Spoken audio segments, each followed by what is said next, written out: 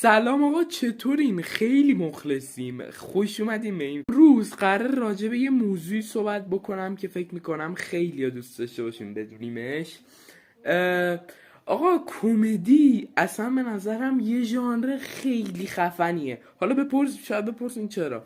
آقا کمدی خیلی حال خوب کنه و انگار مسکنه که وقتی تو حالت خیلی بده مسکنه رو میخوری، انرژی میگیری، شاد میشی. اما خب میدونین دیگه کمدیای فاخر الان متاسفانه اینقدر مسکن نی.